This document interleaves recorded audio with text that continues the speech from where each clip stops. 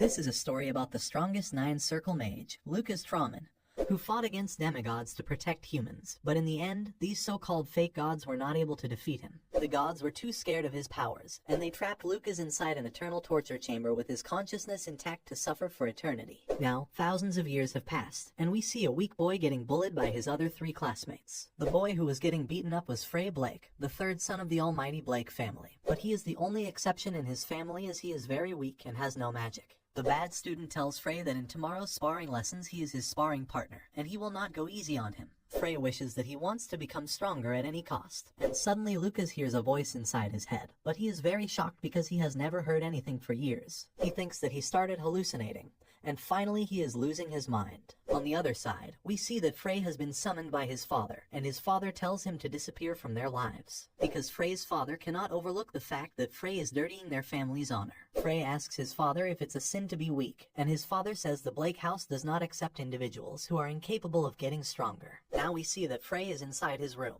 and he is planning to kill himself, but he is too scared to accept his death. On the other side, we see Lucas struggling even more inside the torture chamber. Lucas reviles himself again and says, "I will endure this hellish place as long as possible, if it's to punch your face." We see that Frey has finally taken his own life. But on the other hand, Lucas suddenly sees a path filled with light in front of him, and here Frey gives up on his life, wishing that only if he could become stronger. Now the seal put on Lucas was being released, and he was able to see Frey lying down on the ground, crying and wishing that if he could get another chance in life, he wanted to be powerful with the mightiest wings. Suddenly, Lucas wakes up in the body of Frey Blake. When he checks the calendar, he realizes that 4,000 years have already passed. Frey Blake is the world's weakest human. His body is possessed by the world's strongest mage to ever exist. Lucas says that since Frey gave up his life and gave me his body and freedom, I shall give him the title of the world's strongest. Guys, now that Lucas has accepted his identity as Frey Blake, I will also refer to him as Frey. Frey looks at the sky with a full moon and says, "Demigods, just wait, it won't take long.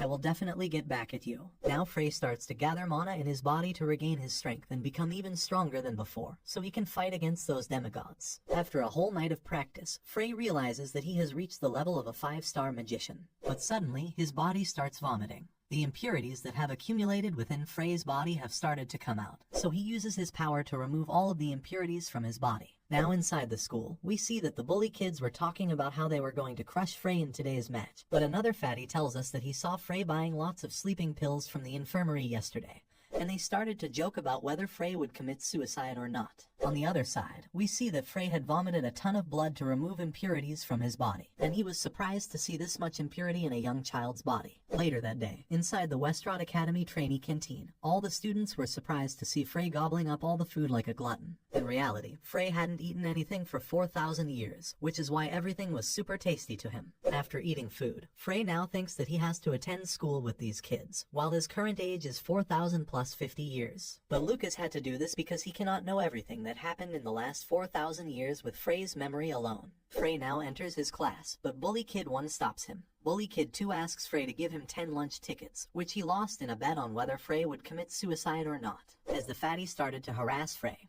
his body started to tremble, and Lucas realized that this was the memory of the real Frey, so this bully must be the reason why Frey took his own life. As the fatty was going to attack Frey, he quickly teleported behind the back of the fatty. The whole class was shocked to see how Frey suddenly fell behind the fatty, but one girl named Isabelle was able to see what Frey did. The fatty again attacks Frey, but Frey punches him at lightning speed, sending him flying. Frey is now pretty embarrassed because humanity's strongest mage just punched a little kid. But right now everyone else is in utter shock at Frey's actions. Professor Dio arrives on the scene, and he notices the traces of martial skill used with mana on the body of a fat. Professor Dio was shocked, as there shouldn't be anyone this talented, even among the professors. Professor Dio left to take care of Fatty, and the other bald-headed Professor Kevin will take today's class. Professor Kevin was a pervert, and he had very bad intentions for the female trainees, especially Isabelle. Professor Kevin notices that Frey is also present in his class today. The girls were talking to each other about how they really don't like Professor Kevin, that dirty pig who starts grinning whenever he sees a female student. Professor Kevin asks Frey how he came to attend his class today.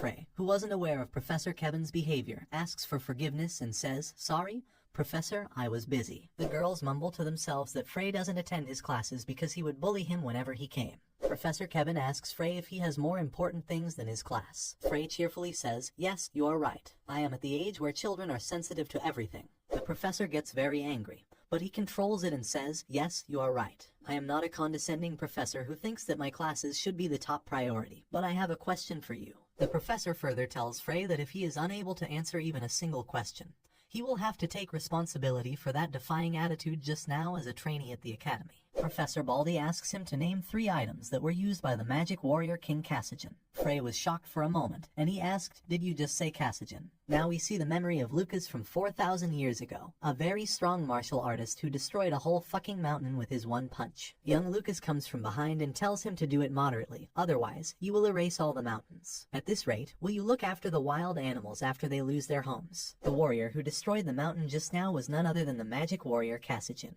who was an old friend of Lucas Trauman. Cassigen serves him tea and goes back to training. Lucas asks him, "How will you get married when all you can do is train?" Cassigen taunts back and says, "You are the same. You don't understand women's hearts either." Cassigen says love and affection are evil thoughts. Those who can't tame their desires won't be able to stand, and a martial artist must see women as rocks. Lucas says, "As long as those rocks are pretty, I have no problems." Now, back to the present. All the students thought that Frey was fucked because this is not even clearly mentioned in the books. Isabel interrupts in between and argues that the question the professor just asked isn't related to the subject history of magecraft that they have seen in class. Isabel also argues that Cassigen was a martial artist. He only used mana to enhance his physical body. Therefore, we cannot call him a magician. The professor comes disgustingly close to Isabel and says, "Are you insulting all the practitioners who are training the magic warrior techniques?" Frey was surprised to hear the word insulting and thought that when I called Cassigen a magic warrior, he would fight me to the death. The blonde professor touches Isabel's shoulder and says, "This is a very interesting topic. Do you want to have a debate in my laboratory, just the 2 of us?" But Isabel throws his hand away and tells him to stop this. The Professor Kevin asks Isabel the same question about the magic items used by Cassigen. But suddenly Frey says the Tiger King's glove, the Giant's belt, and the Gale necklace. Cassigen was a minimalist, so those were the only items that he used. Frey further says that I did tell Cassigen to pay more attention to fashion trends, but he didn't listen to me at all, especially with that old-fashioned necklace. All the students were looking at Frey with a surprised look on their faces, so Frey asks, "Am I wrong?" But the professor says, "No, you are correct," and he turns towards Isabel and says, "I believe that you lack respect and manners." He grabs Isabel's hand and says, "Follow me to my laboratory immediately." Frey Blake asks Professor Kevin if he knows what Cassigen used to say all the time. Feelings of love and affection are evil thoughts that can perturb a martial artist's composure. A martial artist must see women as mere rocks. Those who fall for their desires and forget their duties will not be able to stand straight on their feet and will degrade into creatures worse than lowly beasts. Professor Baldy asks Frey what he is trying to say, and Frey replies that he was thinking that maybe Cassigen was wrong after seeing how you are standing there perfectly on your feet. The professor gets pretty angry after hearing this and says, "Did you lose your mind after answering one question correctly? Let's see how long you can keep up that attitude. If you get even a single question wrong, you will be severely punished as a trainee at the academy." After a while, we see that the professor and the whole class were in utter shock because Frey answered all of the questions correctly. The professor was in utter shock because even the most senior professors at the academy didn't know about the history of the Light Ages. How can the worst trainee in the academy know so much? Frey now asks Baldy if he wants to ask any other question, as he is feeling quite hungry. Frey now goes towards the cafeteria, singing, "I will eat a whole lot of food," but we see that Isabel is also following her behind. After a while, Frey gets annoyed because of this and asks Isabel why she is following him, but Isabel simply replies that she is also going to eat her lunch. Now inside the cafeteria, Isabel is shocked to see so much food on the table put out by Frey, and she asks, "Will you truly eat all this food by yourself?" Frey says, "Try starving for 4,000 years. Each meal becomes a blessing afterwards." Isabel asks him what he means by not eating for 4,000 years, but Frey doesn't answer her, and asks, "Why have you been following me everywhere since earlier?" Isabel says, "Please don't misunderstand, there were simply not many empty seats." Isabel asks Frey, how is he so knowledgeable about the Light Ages when magecraft was at its peak? Frey realizes that magecraft hasn't developed in 4,000 years, but has actually regressed instead. Frey thinks that the demigod intervened. Isabel further tells us that the 4 great masters who brighten magecraft's history are the mightiest magic warrior Cassigen, the great sage Dumbledore Potter, the black witch Iris Fistfounder, and finally the man hailed as the strongest mage and the man she aspires to rival, Lucas Trauman. Isabel further says that he was truly a great and incredible master, and if he were still alive, I would have asked for his hand in marriage. Frey suddenly choked on his food after hearing this and started laughing. Frey laughs and says that a little kid who has yet to fully grow up is talking about marriage. I will accept your feelings, but I am not interested in children. Isabel blushes very little and says, when have I asked for your hand in marriage? On the other side, all of the students were shocked to see that the proud Isabel, who always ranks in the Academy's top 2, is swooning over Frey. A boy says that even the infamous David gets rejected every day by Isabel. We see that David is the same student who used to bully Frey, and he was standing there with his food while he was angrily looking at Frey, who was chatting with Isabel. Isabel now asks Frey about the last question about Dumbledore's 3 training methods, to which he answers assimilation, amplification, and battling. Isabel says that, however, she learned that Dumbledore's training methods were only assimilation and amplification. She asks Frey, will you give me the honor of learning the battling method you mentioned? Frey asks her about the stage she is currently at. Isabel says that she is a competent 3-star mage. Frey says, wow, you are quite talented to be a 3-star at your age. Isabel says she noticed this earlier, but you talk like someone who has lived for a very long time. To which Frey replies that indeed, I have lived for a long time. Isabel now asks him, are you not the same age as me? But now all of the food on the table is finished, and Frey takes all the plates and moves out, saying we will talk later. Isabel stops him and says, you have yet to answer my question. What kind of method is battling exactly? Frey now replies that you should read and learn it from books because what I have isn't knowledge but experience, so my answer might be biased. Isabel was shocked to hear that Frey had experience with all these things. After lunch was finished, all of the students gathered in the arena for a practical training session with 1 versus 1 magic battles. The teacher tells the student that, for the sake of fairness, only 1-star magic spells will be tolerated. The teacher further says that these will be real battles, so you will be held responsible for your own injuries. Frey asks who that professor is, and Isabel says, are you asking about Professor Jane? Frey says she is very gorgeous. Isabel shouts at Frey, saying, are you in your right mind? You are talking about a professor in her 40s. Frey tells Isabel that you should also watch her and learn what a perfect woman's beauty looks like. Isabel taunts Frey, saying that even your taste in women is old. Professor Jane announces that the first match is between trainee David and trainee Frey. David greets Frey and says, I couldn't sleep last night because of you. But Frey simply ignores him and walks past him. All of the students were shocked when they saw that Frey had taken Professor Jane in her arms, and Frey says, I now realize why I opened my eyes after my eternal slumber. It was all to meet you. Frey asks the professor, would you do me the honor of taking me out for dinner? Professor Jane was totally swooning over Frey, but she controlled herself and said, return to your position. This is my last warning. Frey suggests that if I win the match, will you take me out for dinner? Professor Jane says, Frey, you can only cast 1-star spells at best, and you are thinking about winning against 3-star David. Alright, if you win, I will treat you to dinner. David looks at Frey and says, it looks like you have gotten stronger in just one night. But don't worry, I will start off by destroying your vocal cords, and afterwards I will slowly break your limbs one at a time. You won't be able to tap out or cry out during the match. Frey says he doesn't think there are any I-star spells that inflict that much damage, though. Professor Jane now signals to begin the match. David uses a magic called Stone Rage, and a huge weapon conjures up in the sky made out of stones. Isabel objects. Professor Jane said that the rule was to use only 1-star spells. Professor Jane says he didn't break the rules. Isabel asks how that spell cannot violate the rules. Now David tells everyone that this magic is something that only the direct descendants of his family can use. It's called the Vision Magic. It's a powerful spell, and if the conditions are fulfilled, even a star magician can use it.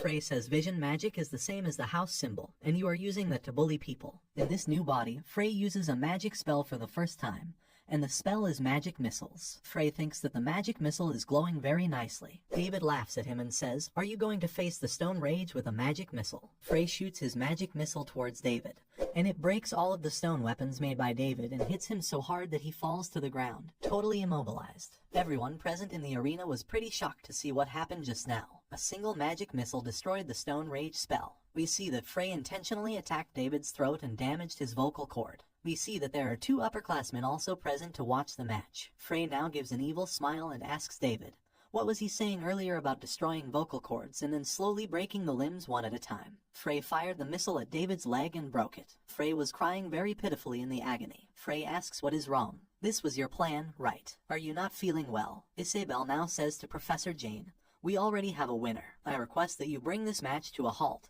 But Professor Jane says David hasn't declared his defeat. Isabel tries to argue that David's voice is destroyed, But Professor Jane tells Isabel, "Didn't I say so already?" to fight the match while expecting a real battle. Frey now tells David, "Don't worry. I am not a bad guy like you, so I would just stop at your legs and I wouldn't break your hands," and he starts walking away. Frey suddenly turns around and says, "But don't you have 2 legs?" And now Frey breaks his other leg, also using a magic missile. The whole school was talking about how a trash student named Frey defeated a 3-star magician and sent him home with destroyed vocal cords and broken legs. There was a rumor going around that Frey might have made a contract with the devil. Now the upperclassmen who were spectating the fight proposed that Frey Blake join the True Men Rings. The upperclassmen further say that, as a trainee at our academy, you must have heard of it, right? It's the assembly of trainees that represents Westrot Academy. It's not a gathering that anyone can join. Only those that they personally select have access to it. Frey was wondering if it could be called an invasion of privacy if they used your name without your permission. Frey declines the offer and says, "I don't want to join the upperclassmen." He is in utter shock and says, "Are you insane? How could you not join the Trauman Rings?" Another upperclassman named Peryuan Jun arrives there and says it's no use persuading him if he doesn't want to join.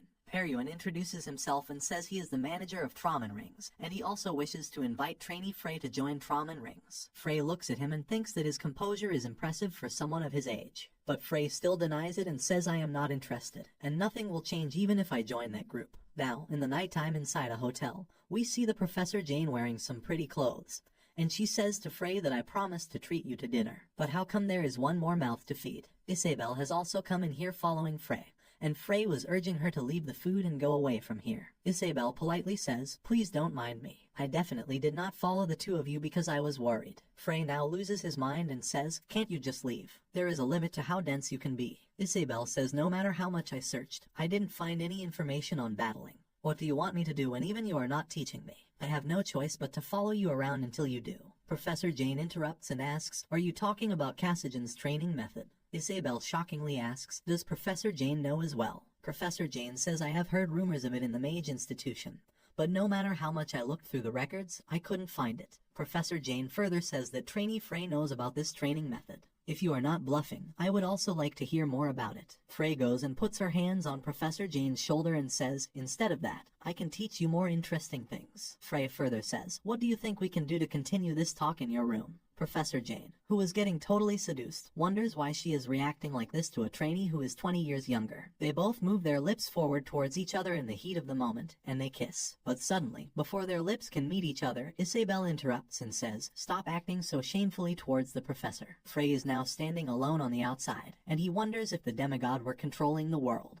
They would have surely erased all traces of his existence. But even after 4,000 years, the information of Cassigen Dumbledore, Iris, and him, Lucas Trauman, was barely distorted. Does this mean that there are still people following our will and fighting out there? Isabel was getting seduced by the looks of Frey in the night light. Frey asks Isabel, "Who is the Academy's strongest person?" Isabel says, "Why should I answer you when you don't even answer my question?" Frey says, "I will tell you if you tell me." And Isabel gets very excited suddenly hearing this. She tells me that the strongest amongst the trainees is Peryuan Jun, and amongst the professors, it's Professor Dio Pulsman and Professor Adelia. However, the strongest person amongst them all is probably my aunt. Frey asks who your aunt is, and Professor Jane also arrives and says that trainee Isabel's aunt is Westrot Academy's director, Lady Cirrus Trisnine. Professor Mary Jane further tells us that she is a 6-star mage who has received the title Ice Synthesis from the Empire. Professor Mary Jane further says that a mage stage can theoretically go up to 9 stars, but the last person to reach that stage was 3,000 years ago. Moreover, there is still discussion about whether it is true or not, and they say that the highest stage that a mage can actually reach is 8 stars. There must have been fewer than 10 great mages who attained 8 stars throughout the entire world. So truthfully, reaching 9 stars is simply a legend. Frey guesses that the person who installed the spell that is protecting the Academy was also the Academy's director. Professor Jane says, "I am not sure, but you are probably right." Frey looks at the protecting spell and thinks that it's not something a 6-star magician could have placed. Frey concludes that there is something amiss, and Cirrus Trisnine suggests that a woman may know something. Frey plans to ask Isabel to prepare a meeting between him and her aunt.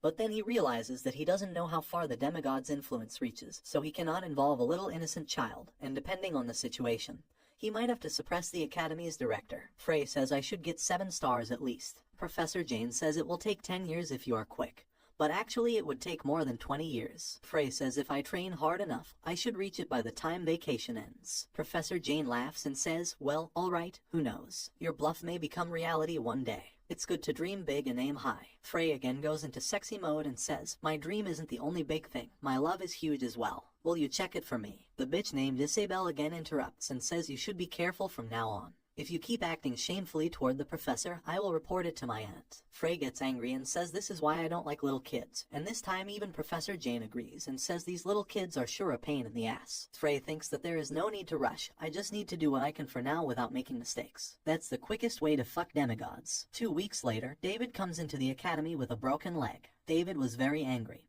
and he was shouting everywhere that he was going to kill Frey. Frey was sitting quietly in his class, and he was reading a book when Frey came to him and said, I will make you regret being born. Frey was getting annoyed by his bullshit, so he again used a magic missile and sent David flying. David was again sent back to his family to rearrange his broken nose properly. Frey thinks that he needs to get more practical experience to get used to handling mana in his body. Now we see that a lot of upperclassmen had surrounded Frey to take revenge for David's sake. But Frey simply beats the SHT out of them just using the magic missiles. The next day, we see that Frey is lying on his desk, thinking that studying here is totally useless. Suddenly Isabel comes and says you have been creating bloodbaths everywhere you go with your magic missiles. Are you aware that the other trainees are calling you the Death Missile? Frey thinks that this is such an embarrassing name for the mage who was once the strongest mage in the world. Frey acts very childishly and says, what should I do? There is no opportunity for me to use spells stronger than magic missiles. But here Isabel was getting seduced by the good looks of Frey Blake. Frey now asks Isabel what she wants,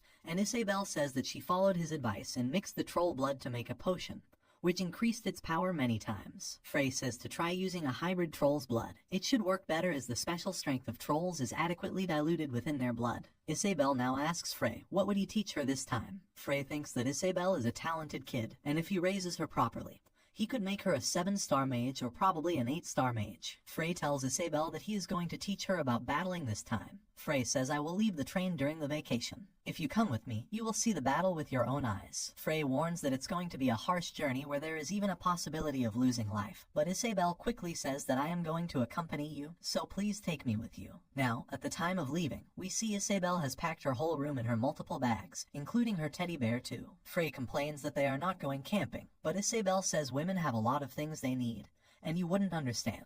Isabel now shyly asks, where are we headed for? We are headed to put you in the grave, you idiot girl. Frey says that he was thinking of going to Ospania Mountain. Isabel says, isn't that the mountain range that is so dangerous that it's called a paradise for monsters? Frey asks her if she knows how to get there, and Isabel says it appears that you always manage to astonish me. Now they take out the map and check the direction. Guy, wait a second. Just look at this Isabel bitch. How is she drooling over Frey? She deliberately spoiled the date between Frey and Professor Mary Jane. But don't worry, we all believe in MILF supremacy. Isabel tells them that they have to take a ship to reach the city and then take a warp stone from there to reach their final destination. Frey asks what a warp stone is, and Isabel tells him that, just as its name dictates, it's a warping device for long-distance movements. Frey says this is pretty convenient. There wasn't anything like that 4,000 years ago. Frey thinks that while magecraft didn't develop at all, the technology has been steadily improving, so it was a very sexy idea to commercialize the warp stones. However, Isabel says that it's a fucking expensive item, and it would roughly cost 10 gold coins for each person. Frey checks his wallet and realizes that his entire fortune is only 1 gold. Frey suddenly remembers that Isabel is also a noble, which means she must have a lot of money. Frey has now started acting all lovely towards Isabel, and asking, how much money do you have? Isabel says that she doesn't have any money on her. Frey orders her to quickly go back home and bring back some money, and Isabel replies that we can't do that because earning money for our travel expenses is also part of the training. Frey loses his cool and says, are you seriously saying this with that enormous bag on you? Isabel says this and that are different things women need. Felix and Isabel go to the ship port, and Felix is shocked to see such a magnificent boat. Frey asks, is this free? And Isabel says it's free of charge for academy trainees. Frey joins the waiting line, wondering about all the meat he is going to eat after going inside the ship. But the officer stops Fred and Isabel and says the ship is full, and the next departure will be in 4 days. The officer shows them the other ship that was available, and it was a very normal-looking ship called Corteso. The ship was fairly good, but in comparison to the huge ship beside it, the Corteso looked like a boat. The captain of the ship greets everyone, and Isabel asks why there are not many passengers inside this ship. The captain tells us that this ship passes by the Oskal archipelago, where pirates sometimes appear. But the captain says that there is no need to worry because there are 2 warships escorting us, and there is a 4-star magician aboard each ship. And of course they are the battle mages from the magic tower. But suddenly, a huge pirate ship appears in front of their ship, and the pirate ship contains a lot of ominous energy. We see that the escorting warships have already been destroyed by the ice magic. You might be shocked at how some mere pirates were able to sink 2 warships in an instant. A few minutes ago, the pirates were spying on the warship, and we see that they had brought a special guest with them today. And he is the Lick Lord, Dullard. The Lick uses his magic and creates an ice spear in the sky and attacks the warships, and the magic shield deployed by the mages was totally crushed, and the ship sank. The pirate captain praises the Lick, saying that it is impressive to sink 2 warships in a single attack. But the Lick furiously says that he had definitely summoned 3 ice spears, but how is the main ship still afloat? The Lick angrily says that there is something inside that ship that is pretty strong. Now here on the ship, Frey pats Isabelle and tells her to calm down, as they are just pirates. Frey says that rather than pirates, what concerns me more is that there were ice spears, but the one aiming for this ship vanished mid-air. Isabelle asks, did you intervene? But Frey says that it wasn't he who did this. Frey, who had sensed the mana fluctuation even before the magic started, was still unable to block it, because Frey's mind went blank the moment he sensed a presence similar to a demigod's, and memories of being confined in the abyss for 4,000 years repressed him. Frey gets a grip on himself because, although they are similar, it's not a demigod's power but an undead's mana. Isabelle asks if it wasn't him who blocked the ship. Frey says, I don't know, but we should thank him for defending this ship. Now all of the pirates have invaded the ship and started killing the crew members. The Pirate King counts that there are around 40 rich trainee kids from the Westrot Academy, and now they won't have to work again in their lives. One of the trainee students angrily says you guys chose the wrong ship to raid because this ship is filled with excellent traders who will one day become great mages. The student started to cast his magic, but suddenly a knife came flying at his neck, which barely missed the target. The pirate says, do you think we are going to wait here until you finish your casting? Frey realized that the knife was going directly for the neck, but its trajectory was slightly tilted by someone's magic. An hoodie guy comes to that trainee and says you can fight against them, so do not get yourself in trouble and stay down ordinarily. Suddenly, a huge amount of sinister mana gathers in the air, and the Lick appears from it. The captain of the ship angrily says, did you really make a contract with the undead? The undead never make deals with us mortals, they just manipulate us and reap the profit. The pirates say we don't care about anything other than money. We see that Isabelle is trembling in fear while holding hands with our friend. A Lick is at least a 5-star magician, at the very least. That's why the 4-star battle mage got annihilated in an instant. The Lick now commands him to come out in front of whoever has blocked his magic attack. The Lick warns that if you continue to hide and don't reveal yourself, I will immediately kill all of the people present here. We see that in the sky, a ton of magic icicles have been produced and are currently aiming at the ship. Suddenly, a hooded guy comes in front and says, I am the one whom you are looking for. The hooded guy takes off his hoodie and reveals that his name is Peryuan Jun. Isabelle was shocked after hearing the name Peryuan Wan, and Free asked her if she knew about him. Isabelle replies that there is no trainee in the academy who doesn't know of Peryuan Jun. He is the leader of the greatest club in the academy called the Traman Rings, and he is the legitimate son of one of the Empire's 3 most influential houses, the Jun House. Isabelle further says that Peru's grades are also excellent, and because of that, he and she are always competing to rank first within the academy. Frey asks her if she is bragging in this type of situation. On the other side, we see that all the female trainees are sipping and swooning over Peru. Guys, I am now 100% sure that this is a fictional world because instead of boys, girls are the main protagonists here. Isabelle realizes that Peryuan must be the one who nullified the Lick's magic, and she says that Peryuan might be able to defeat the Lick. But Frey breaks her false hope and says that it's not possible for him. Frey further says that it must be difficult for Peryuan to even stand straight in his current condition. The Lick is a 5-star magician, and although that Peruvian dude seems to have gained enlightenment and is expelling the impurities from his body, he has barely reached 5 stars just now. The very fact that he is still alive after canceling magic higher than his own strength is a miracle. Isabelle is shocked, and she asks Frey if he is at a higher stage than the Lick over there, and Frey simply replies no. On the other side, Peryuan was thinking that he shouldn't have chosen this ship. Peru knows that he cannot face this, so he proposes to the pirate captain that he keep only him as a hostage and leave all of the other students, and in return, his family, the Jun House, can pay double the amount they are expected to gain today. The pirate says, do you think I am an idiot? We have Lord Lick with us, and we could take the amount you offer and then take money from others too to profit even more. Peru says you are right. I am not strong enough to defeat the Lick you have employed. However, I am pretty confident I could drag you guys along with me to the afterlife. Frey is really impressed after seeing his strong spirit at such a young age. But suddenly the Lick activates his magic and says, at your age, the mana tastes wonderful, so I will absorb the mana in your body to the last drop and use your body to create an undead for me to control. We see that the dark mana from the lick had totally trapped Peryun Jun. Now the pirate boss orders his subordinates to go and bring every single one of those trainees onto their ship. We see that the pirates are sexually assaulting the female trainees. Suddenly, their eyes fell on the extra cute girl, Isabelle. Isabelle tries to hide behind Frey, and the pirate mocks Frey and says, "I don't think this twig can satisfy a hot girl like you." Frey looks to his right and left and then asks the pirate, is he talking about him? Frey scolds the pirate and says, "You brat, watch your attitude in front of the elders." The pirate gets very angry and attacks Frey, saying that people who speak a lot always die first. But suddenly the pirate gets thrown away with a huge shockwave, and Frey says, "So you do know to keep your mouth shut in front of your father." Pirate fell directly into the sea, and all of the trainees were shocked to see that their academy's eternal loser, Frey, had just killed a pirate. On the other side, Peryun Jun was immensely shocked by what he saw.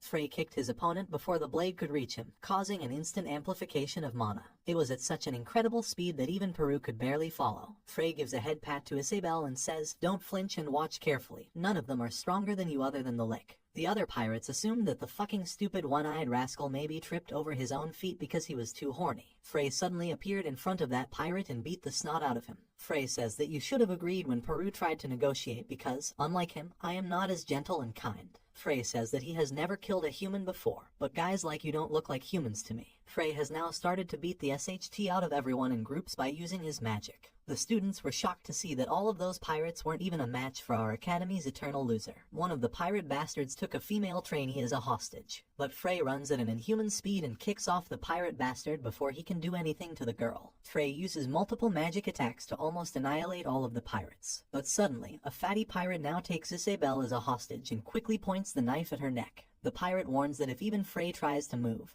he will slash her head off her shoulders. Frey laughs at him and asks, "What can you do?" And here we see that Isabelle has used the lightning strike on that fat pirate. Isabelle now proudly asks, "How are my skills?" Frey winks at her and says, "I like the type of girls who act all gentle and innocent even though they are so ferocious and skilled. I would have thought about you if you were 20, 30 years older. Guys, I don't know why, but now I also like this type of girl." The Pirate King now appreciates Frey's strength and says, "I am sure you are an escort dressed as a trainee." The pirate boss persuades Frey to make a deal and says, "I understand that you are no ordinary man, brother, but wouldn't it be difficult for you to clean up everything here by yourself?" The pirates offer that he will take exactly half of the trainees from here and leave the rest to you. Frey looks around at the crying faces of the students who are yelling that they don't want to die. The pirate asks Frey to accept this condition because it's a win-win for both of them. Frey asks, "How can this be a win-win situation for you when I killed so many crew members of yours?" The pirate changes the topic and says you can personally decide who you want to pick in your half. Suddenly, a girl goes running toward Frey and begs Frey to choose her because she is stronger than Pikachu. Jokes aside, the girl says that she will pay him back with 100 golds if he chooses her. She further says that if even that's not enough, she will do anything he asks. She is even willing to gift her virginity to him. The other students also started begging Frey to choose them, and they started bargaining, like someone was willing to give 200 gold or 300 gold. Frey looks at Isabelle and says, "What should we do? Should we take the money after all? We don't even have travel expenses." Isabelle gets very angry over the fact that Frey is going to earn money. Frey now shouts that the highest bid is 200 golds. Who wants to bid higher? The students started to bid 300 golds, and then another student bid 400 golds. Isabelle angrily asks why he is starting an auction all of a sudden. Frey now stops his act and says, "Get away from me, you disgusting brats. You little brats really learned how to use money very early. But is that your own money? It's the money that your parents earned after working painstakingly." Frey further scolds and says you children training to become mages are just trying to save your own skins. Is that how a mage acts? Frey now gives a lecture that says, "Listen, a mage is a hero that protects the weak. No matter how life-threatening a situation becomes, a mage always saves others before himself." Now we see that Isabelle again started sighing for Frey after hearing those words. But Frey now asks, "How much are you willing to pay again?" Isabelle gets pretty angry and shouts at Frey, "Are you fucking bipolar?" The Pirate King looks at the lick and thinks that he is as silent as the dead. Could it be that this bonehead can't win against that guy either? Suddenly the dickless skeleton says, "Don't think such nonsense. There is no human I cannot win against." The pirate was shocked because he just realized that this dickless skeleton can read his mind, and he thought, "Why isn't that dickless bastard not answering me?" So now the dickless skeleton replies that he was simply observing for a while. Dickless bastard further says that Frey's mana shines in a glow that he has never seen before. The lick bastard was a perverted guy because he went into full nude mode. The lick arrogantly tells Frey that I have killed countless magic warriors like you, so give up and become mine. Frey nonchalantly says how delightful you talk, just like a demigod as well. The lick now creates living missiles using his own body parts and dark mana, and sends them to attack Frey. Frey quickly dodges them. Isabel shouts at Frey and warns him to be careful as the missile has a tracking spell, so it will keep following the target. Frey now again dodges the missile that had attacked him from behind, as he already knew this was going to happen. The current situation is very dangerous because tracking magic isn't controlled by Dullard but moves itself as it aims for the target, so Dullard can now cast additional magic. The Dullard uses another magic called Bone Hand, and both the Long Hand and the living missiles simultaneously attack Frey from all sides, and a huge blast happens. After the smoke clears out, we see that the ship has been wrecked, but Frey is nowhere to be seen. Peryuin thinks that Frey has lost the fight and may have died in the last attack. But suddenly the living missiles aim themselves towards their own master, the nude Lick. The Lick quickly creates a shield to protect himself. Due to losing focus from the sudden attack, the binding spell applied to Peru also broke off. The Lick uses his full strength to destroy the living missiles, but he wonders how these happened. The living missiles should have been targeting the Greyhead Magic Warrior, and once the target dies, it should extinguish itself, so why was I targeted instead? Now we see that Chad Frey is standing right behind the Lick and enjoying the view from his nude ass. Both Peryuin and Isabel were also shocked to see Frey alive and standing behind the Lick, saying, "You look prettier from behind because I don't have to see your ugly face from here." The Lick tries to attack Frey while thinking that he dodged all those attacks that came from every direction and instantly blinked behind me. And he did all that on an unstable deck. The Lick thinks that even he is incapable of doing such a feat. It's not something a mere human can do. Isabel asks Frey if he is alright, and when Frey looks towards him and gives a smile, Isabel suddenly gets a glimpse of Lucas Trauman from Frey. Peru suddenly shouts and says, "Stop flirting and look at the sky, you horny humans." In the sky, we see that the Lick is sitting in a position where it looks like he is trying to spit from the sky. But the problem is that he is going to drop these huge ice spears instead of turds. The Lick launches all the ice spears on the ship, regretting not being able to absorb mana from Peru. But we see that a huge layer of shield had protected the ship from all of the attacks. It was Frey who created the shields with only one hand. Peru was utterly shocked and said this was unbelievable. Even I vomited blood from blocking a single spear, so how is Frey blocking all of the attacks? The Lick now creates a massive ice spear using all of his mana and throws it at the ship. Frey jumps and breaks the whole ice spear in One Punch Man style by going through inside the spear with his whole body. Frey now stands in front of the Lick, and the Lick says it's impossible that a mere chick like you can rival me. Frey answers that it's because I know the path. The Lick shockingly asks, "Are you telling me that you can see the pathway beyond 5 stars? Frey candidly says common sense fights a little harder. I was excited to be able to use spells stronger than magic missiles for the first time in a while. The Lick asks Freed to reveal his real identity because there is no way a mere teenage boy can have such powers. Frey says my real name is Lucas Trauman, who returned after 4,000 years to educate crazy lads like you. I am history's strongest mage." Now down on the ship, Peryuin and Isabel were trying to hear their coverage, but were unable to do so because of the distance. The Lick shouts that this is nonsense. Lucas Trauman is already dead. Frey again teleports behind him and says, "Yes, indeed, you look prettier from behind." Frey makes a hole through his chest using his hand and takes out a glowing heart. The heart was Lick's life vessel, and as long as this stays intact, Lick won't die. Frey destroys the life vessels, and the Lick turns into dust. The Peryuin surprisingly says Frey actually defeated the Lick that easily. The Pirate King fearfully asks, why did the Lick die? Isn't he supposed to be an undying being? Frey suddenly appears behind the pirate boss and says there is nothing more to talk about as negotiations are already broken. Frey cold-heartedly tells the pirate that every one of you is going to die here. Now we see that the pirate has been totally fucked up, and his arm is also missing. The next day, in the morning, the ship reaches its destination. After departing from the ship, Peryuin approaches Frey and Isabel and admires the power of Frey Blake. But Frey Blake simply ignores him and moves on. Even after this rude behavior, Peryuin bows his head and tells Frey that he will never forget the favor of saving his life. Frey realizes that this guy is a good person, so he stops his tsundere acting and asks Peryuin how he feels, saying your organ must be in chaos after blocking the Lick's magic. Peryuin asks Frey what exactly happened to you. You easily defeated a Lick that even court magicians would have a hard time with. Peru further states that you are known as the weakest trainee at the academy. Were you hiding your skills this whole time? Frey simply dismisses his worries and says all sorts of things happen as you live. Peryuin now invites Frey to come and visit the Jun house because he wants to show his gratitude properly. Isabel gets pretty excited after hearing that they were personally invited to the prominent Jun house. But Frey denies it and says I will see if I have time. Frey suddenly asks Peru to lend him some money, maybe about 20 golds. Peryuin asks, I don't mind giving you the money, but why do you need money? Frey says that he wants to use the warp stone, but it's too expensive. Peryuin takes out the money from his bag and says since it's to show my gratitude, there's no need to pay me back. Both Frey and Isabel are getting blinded by the shining light of wealth coming out of Peru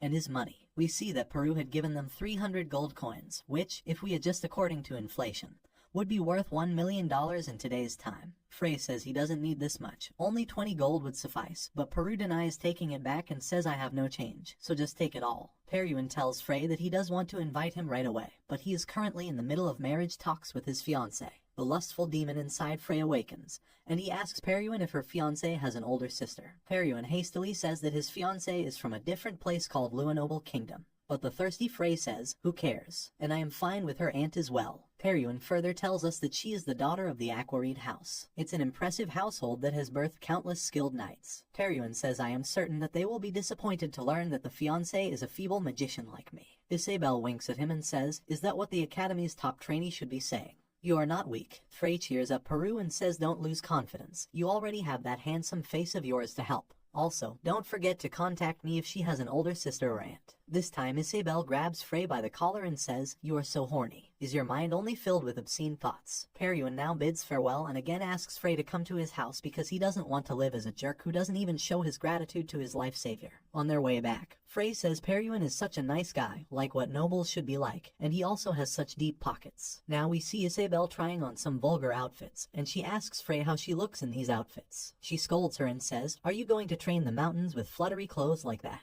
Choose light clothes that don't start stinking too quickly and can easily be worn. The shopkeeper tells Frey that maybe his companion isn't quite used to the minimalist's lifestyle, and Frey starts to reflect on his judgment and thinks that maybe he shouldn't have brought her. Now we see that both of them have changed their attire, and they kind of look like mercenaries. Frey was also impressed by a say bag with subspace magic, which can store objects 10 times their own size. Frey looks around and thinks the technology has advanced, and the population has definitely increased as well. However, these advances weren't outside Frey's imagination. You can even say that things have barely changed since 4,000 years ago. Frey suspects that the demigod willingly deterred humanity's development. Isabel looks at Frey's face and asks, what are you thinking so seriously? We have arrived at the warp stone. Frey was pretty surprised by the arrangements made for the mass teleportations. Frey taunts Isabel and says those who aren't used to teleportation can feel nauseous afterwards. The machine starts, and the process of mass teleportation begins. After a moment, we see that Frey has arrived at the Aspania. Frey looks around and thinks that some places haven't changed at all in 4,000 years. Frey now looks toward Isabel and asks, should we go towards our destination? But we see that Isabel is currently busy painting the wall in rainbow colors. Frey now enters a bar and asks for some bread, meat, and beer, which makes Isabel blush, and she starts yelling at him. Frey tells him to be quiet and says, do you know how long it's been since I had some?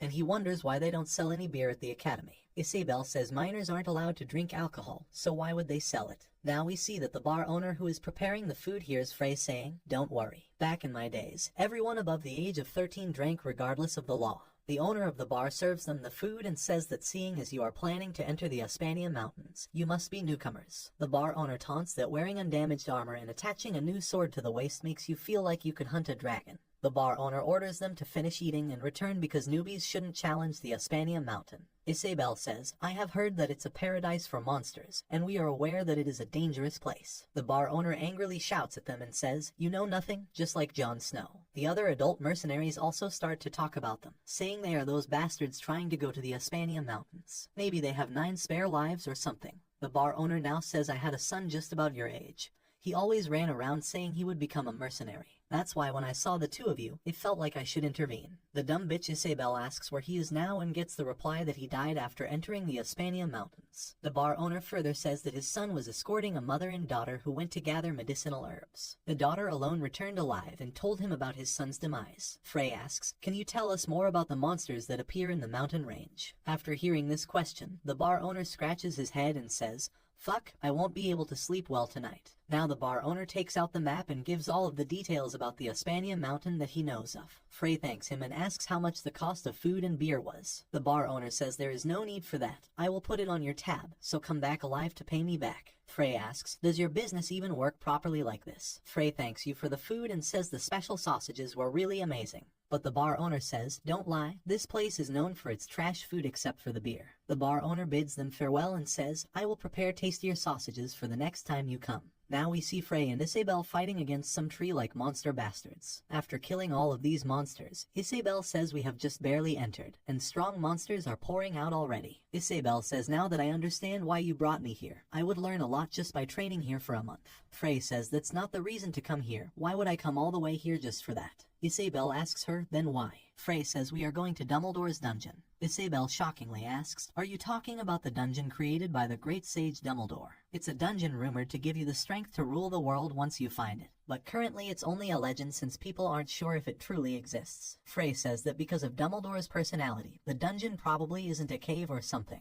These words baffle Isabel because how could Frey know a person's personality who lived 4,000 years before him? Frey remembers the words that he heard in his past life from Dumbledore. The mountains that pierce through the clouds at their peak have a beautiful lake, and on that lake is a little island. I will be waiting for you over there. Frey now tells Isabel that it's not an exaggeration to call it a legend because it's an extremely dangerous place, because you should at least be a 6-star mage to challenge it. Frey says I will rush to the 6-star stage in 1 month. Isabel doubtfully asks, are you sane? No matter how hard you train, it takes dozens of years to reach 6 stars. Frey ignores her blabbering and says we should find a proper place to train. Frey also tells Isabel that she should also stay alert and search for a safe place where she can easily concentrate. Now Frey goes to a waterfall and says, I have found our new training place. We see that there is a cave hidden behind the waterfall. Frey uses his lightning magic to light up the place and says, this is where we will be training for the next month. Frey tells Isabel that from today on, I will show you Cassigen's battling training method that you wanted to know so badly. Isabel gets very excited after hearing this, but Frey warns him and says that the reason I didn't tell you earlier is because this is a dangerous technique. Frey further says that if you copy it incorrectly, you could even lose your life. That's why you should just observe. Frey now gets into the meditating position,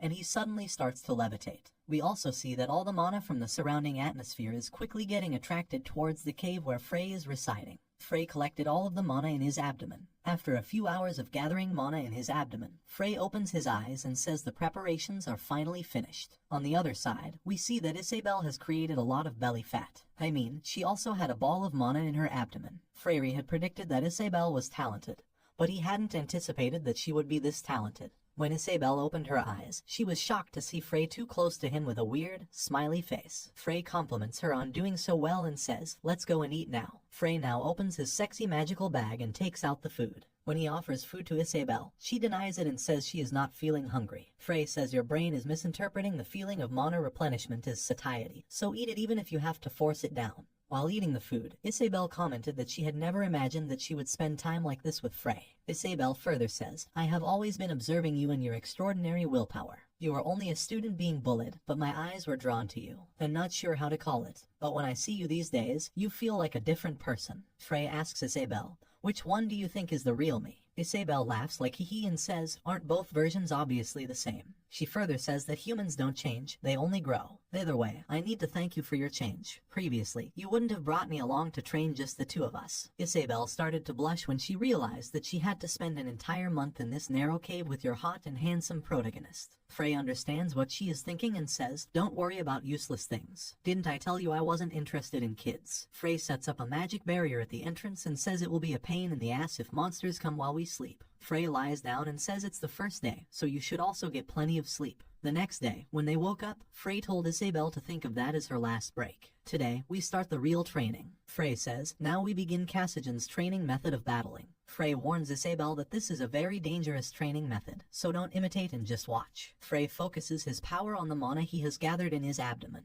He separates the mana gathered in his body into fire and water attributes. Isabel sees that the contradicting manas are fighting and keeping each other in check, almost as if within the microcosm called the body. A war is being fought. It's like stabilizing a balance that won't stay aligned. This is the method of battling that Frey showed Isabel. Now, despite Frey's warning, our dumb bitch Isabel tries to imitate the battling method. But she quickly loses control over her fire and water elements, and she feels an immense amount of pain. She also coughs up blood because of this. She was astounded to think that Frey was training with such a nonsensical method, as if he were simply having a peaceful meditation. We see that Isabel is now bathing in the lake, and then she cleans and dries her body in the sun. After wearing some clothes, we see that Isabel was putting stones on the floor to count how many days had passed while practicing in these caves. 2 weeks have already passed, and Frey hasn't moved an inch during the entire time. After washing up, Isabel comes back inside the cave. She notices that the mana has started materializing around Frey, which is proof that one is about to become a 6-star,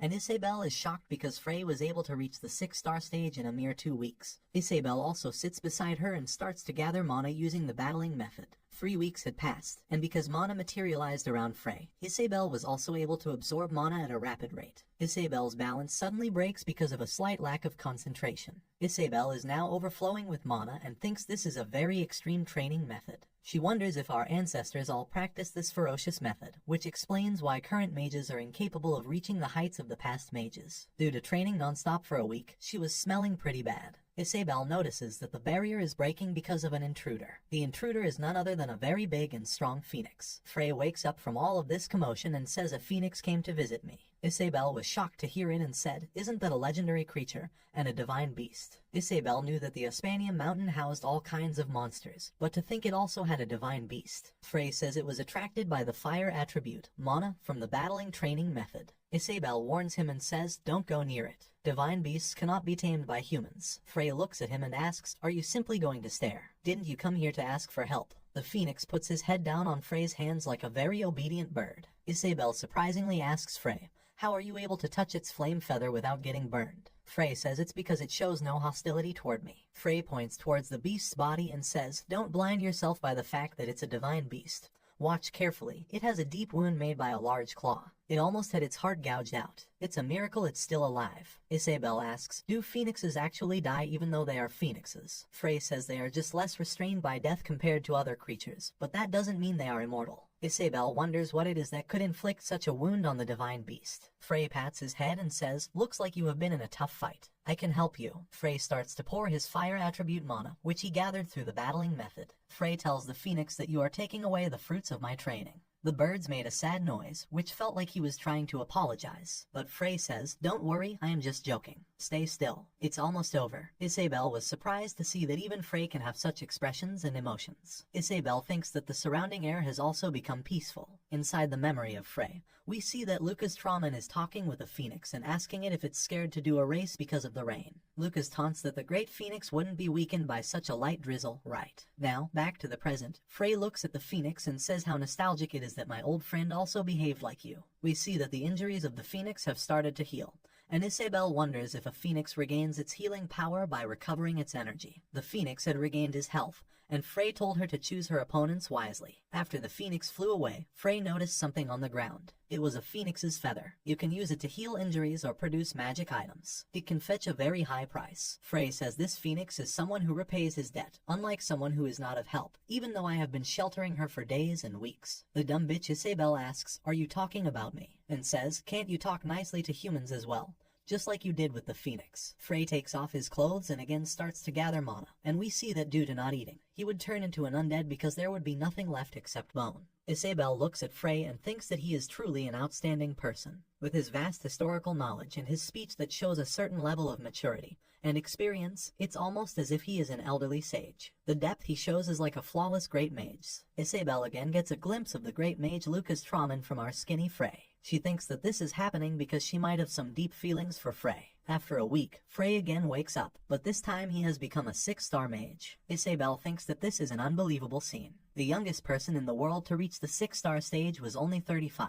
If people learn that a trainee of the academy reached the 6-star stage, the world will be in an uproar. Frey takes a deep breath and thinks that now he can gather mana just by breathing. Suddenly, Fred loses his balance and starts to fall, but Isabelle saves him, and Fred says that his body is in a mess just because he started it for a few weeks. Isabelle asks if he wants some beef jerky, but Frey says no, let's go hunt. I need to get some oily food into my stomach. When Frey and Isabelle came outside, they were surprised to see all of the monsters' dead bodies lying outside their cave entrance. Frey says this must be the work of a phoenix rascal. No wonder I didn't sense any monsters while I was meditating. Frey remembers what he said to the phoenix about taking away the fruits of his training and thinks that the phoenix shouldn't have taken those words to heart. Frey tells Isabelle that there is no need to hunt, so let's go to the Dumbledore's dungeon after eating. Suddenly they heard the screaming of a human, which felt like it wasn't far from there. Frey thinks that even if he is starving, he has to go and help. He flies out into the sky, leaving Isabelle behind. On the other side, we see that the source of the voice was a young man who was badly beaten up and tied to a tree.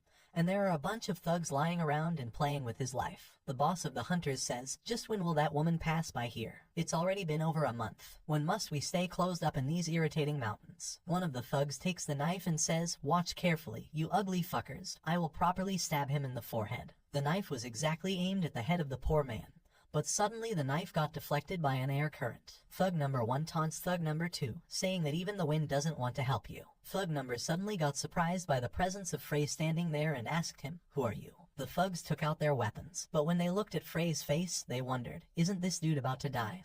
Or is he already dead? Frey looks around and says, "Using living humans as targets to play darts looks like you are enjoying yourselves, you assholes." Thug number 1 looks at Frey in amazement and says, "Wow, this corpse can talk." The next moment, the head of that thug went flying in the air. We see that the head was cut off by a huge Grim Reaper scythe, which was summoned out of nowhere in the sky. The boss of thugs realizes that this is a 5-star magic called the Light Scythe. Frey opens his mouth and says, "Hello friends, it's time for a lesson." After a while, we see that Frey has annihilated all of the bandits quite quickly. Isabel reaches out to him and asks if he killed all of them, but Frey says he let one of them escape with tracking magic on him. Frey points at a dead corpse and says the other bandits were calling him the vice captain, so there must be a captain somewhere. Isabel asks if he is planning on annihilating them too, and Frey replies that he can't act as if nothing happened when these guys killed innocent people. Frey remembers how the demigod enjoyed watching Huma hate and kill each other. No matter how insignificant it is, it sickens me to imagine demigods being happy about something. The man who was tied to the tree as a dart practice asks Frey if they saved him.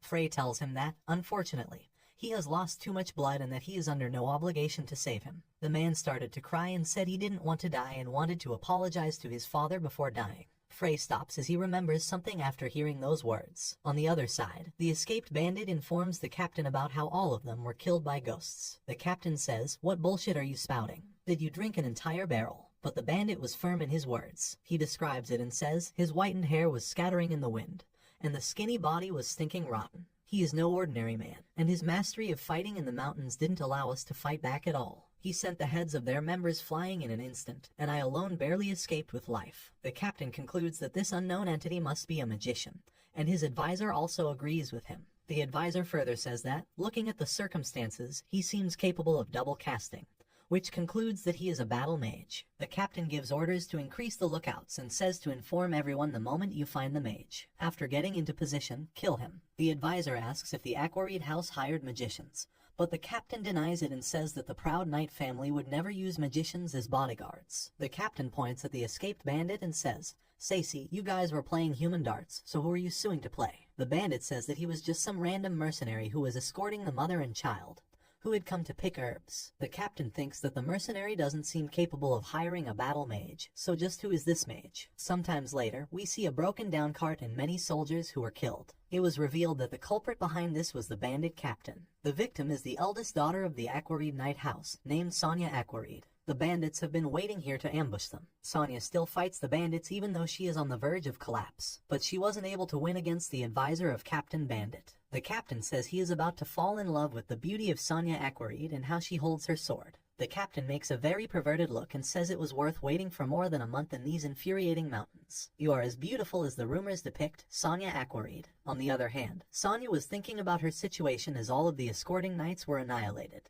Only the maids and Sir Luther remain, but Sir Luther has long since retired, so the only person capable of fighting is Sonya herself. On the other hand, there are more than 20 skilled bandits on the opposite side. The bandit captain asks Sonya where their escort magician is, but Sonya Aquareed gets angry and says, "What kind of bullshit is this? Do you believe that a knight with a long history would use a lowly magician as an escort? Magicians these days are all weaklings." The captain realizes that the guy who interfered with his underlings wasn't affiliated with them. The captain tells Sonya that they are not going to kill her right away. Sonya asks, what does he mean by that? The captain says it is really necessary to spell it out in this situation. The bandits were weeping, thinking that they were going to play with a noble household woman, which they could never dream of. Sonya says, "I would rather bite my tongue right now instead of becoming your plaything." The captain says, "If you die, we will help ourselves to those women behind you. We have been living like beggars for over a month just to get you, so my boys are quite hungry now." The nuns ask Sonya to take their lives so they can die as pure virgins instead of getting violated by these savages. Sonya then determines herself and moves her sword to kill 2 young maidens, but she realizes that the sword in her hands has gone missing.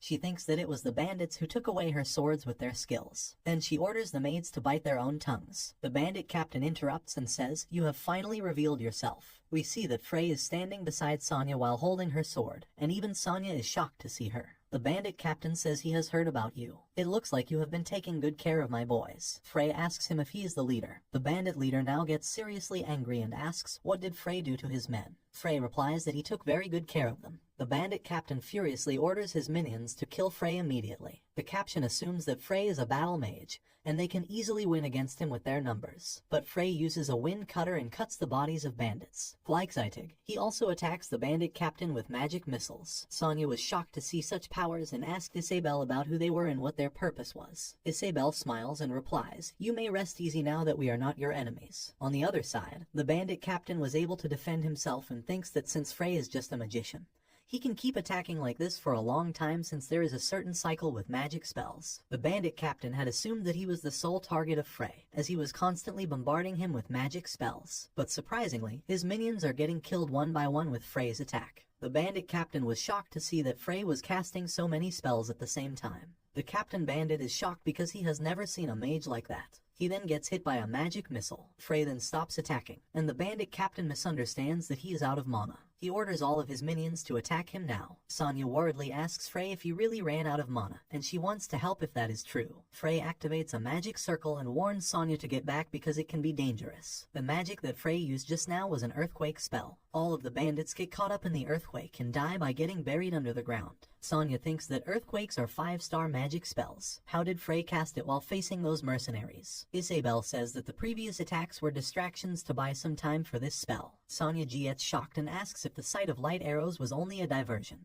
"I have never seen or heard of such skills in double casting." Isabelle says that she had also never seen or heard of it until she met Frey. As the fight is over, Sonya shows her gratitude to Frey and introduces herself as Sonya Aquarite of the Luinoble Kingdom. Frey also says his name without showing any courtesy, and he wonders if he heard it before. Sonya had to close her nose because of the bad smell coming towards her, as both Frey and Isabelle start to bicker again. And Sonya thinks that Frey doesn't look like a beggar. Is he a barbarian hermit who secluded himself in the mountains? The knight tells Sonya that he is a child of Blake House. Sonya asks for further information, and the knight tells her that Blake House is one of the houses with a highly noble lineage that maintains the empire. The current family head, Surisaka Blake, is one of the Empire's 8 7-star magicians as well as the master of the 6th magic tower. Sonya wonders how such a noble person's appearance can be so haggard. Frey asks Sonya and his knight where are they headed to. The knight tells us that we will head to the city. "I have heard that there is a city called Uspaniola near this area." Frey tells them that he is also headed there, so he will guide them. The knight looks around and says, "Thank you for the proposal, but we will have to gather the bodies of our escort knights first. It seems like it will take a while, so please take your leave first." Frey asks, "Will you bury them here?" And the knight says they have no other choice as they cannot transport them all to the city. Frey tells them that he will take them to the city for him. He then uses his magic and makes all the dead bodies and the broken carriage float. Frey puts the carriage into a wheel cart, and then he puts all of the dead soldiers in the cart. While they were walking towards their destination, Sonya was shocked when she realized that Frey was only 20 years old. She was expecting Frey to be at least a 30-year-old man. Frey says, "Who cares about my age, whether it's 20 or 30? He then changes the topic toward those bandit mercenaries and says it seemed like they were waiting for you in the mountains from the start. Do you know why? Sonya says that, "Now that I think about it, they did say something about waiting for us for over a month." The knight says if it's a month, it's about the same period as when we left Lenoble. He further says, "I can't think of the culprit, but the Aquarite has as many enemies as allies." So it says those mercenaries were very skilled. Since they managed to dispatch such skilled mercenaries, they must be people with great power. She smiles and says that even though Frey deals with them so easily, she now asks Frey, "How did you gain sucking skills and power? I always thought that magicians were all weak and feeble." That mindset was completely erased today. Frey says that the answer is very simple. You have to put in a lot of effort. Now we see that they have arrived at a seaport. They sent the dead bodies and one maid back to their kingdom. Frey now bids goodbye to Sonya, but Sonya tries to stop Frey from going, and then she shyly says that she will return this favor. Frey says that there is no need for that, as we need to help each other live and survive. The knight also bows his head and says, "Please allow us to return the favor. If we just send you off like this, the armored house will lose face." Frey thinks about it for a while and says, "Buy me a dinner. I know of a place that sells extremely delicious sausages." After a while, they reach the previous inn, and Sonya comments that this doesn't look like a place nobles would frequent. Frey tells them that it's a well-known fact that dirty and run-down places like this make the best meals. Hi everyone, welcome to my channel. If you want to see part 2 of this manhwa, make sure to comment on this video, and also if you want to know the name of this manhwa, you can see here, and also if you want to see more this kind of video, you can see here, and don't forget to subscribe our channel to see more exciting videos. Thank you everyone.